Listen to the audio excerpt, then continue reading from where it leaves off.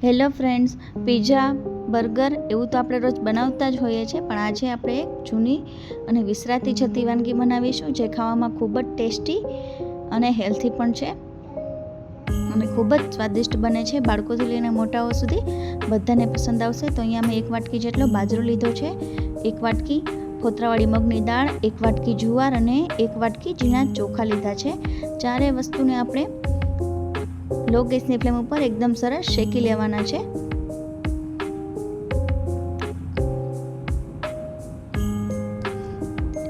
અને આ રીતે એકદમ સરસ શેકાઈ જાય ત્યારબાદ આપણે મિક્સિંગ બાઉલની અંદર આ ચારે કઠોળને એડ કરી દેવાના છે અને આને એકદમ કરકરો લોટ તૈયાર કરવાનો છે. આ લોટને તમે એરટાઇટ કન્ટેનરમાં ભરી અને સ્ટોર પણ કરી શકો છો. હવે 1 વાટકો લોટ હોય તો એની અંદર 2 વાટકી જેટલી છાશ અને 2 વાટકી જેટલું પાણી, વાટકાનો માપ એક સરખો જ રાખવાનો છે. જે વાટકીના માપથી તમે લોટ લો એ વાટકીનો જ માપ રાખવાનું છે.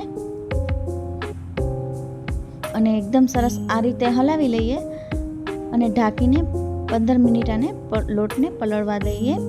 તો ત્યાં સુધીમાં આપણે એક વઘાર રેડી કરી લઈએ, જેમાં આપણે લીધું છે 2 મોટી ચમચી જેટલું ઘી. ત્યારબાદ તેની અંદર જીરું ઉમેરી દઈએ, ચપટી હિંગ ઉમેરી દઈએ, ત્યારબાદ થોડા મીઠા લીમડાના પાન ઉમેરી દઈએ અને ત્યારબાદ 1 ઇંચ આદું અને 3 થી 4 મરચાંના ટુકડા એ રીતે ઉમેરી દઈએ.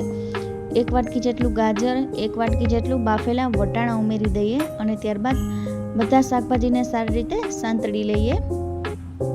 હવે શાકભાજી એકદમ સરસ સંતળાઈ જાય ત્યારબાદ તેની અંદર ટામેટાં ઉમેરી દઈએ અને તેને પણ એકદમ સરસ સાંતળી લઈએ. અને હવે તેની અંદર સ્વાદ મુજબ મીઠું ઉમેરી દઈએ, ½ ટીસ્પૂન હળદર પાવડર અને જે રીતે તમારે તીખાશ જોતી હોય એ રીતે એની અંદર લાલ મરચું ઉમેરી દેવાનું છે. અને હવે 15 થી 20 મિનિટ થઈ ગઈ છે અને આપણો લોટ એકદમ સરસ પલળી ગયો છે. હવે એને હલાવી અને આપણે તૈયાર કરેલા શાકભાજીની અંદર ઉમેરી દેવાનું છે. આ રેસીપી બાળકોથી લઈને મોટા સુધી બધાની ફેવરિટ બની જશે. તો અહીંયા મેં બધો લોટ ઉમેરી દીધો છે. હવે આ રીતે એક ઉભારો આવી જાય ત્યારબાદ તેને ઢાંકી દઈએ 15 થી 20 મિનિટ. તો 15 મિનિટ થઈ ગઈ છે ને એકદમ સરસ આપણે આ ગુજરાતી ભડકું તૈયાર થઈ ગયું છે.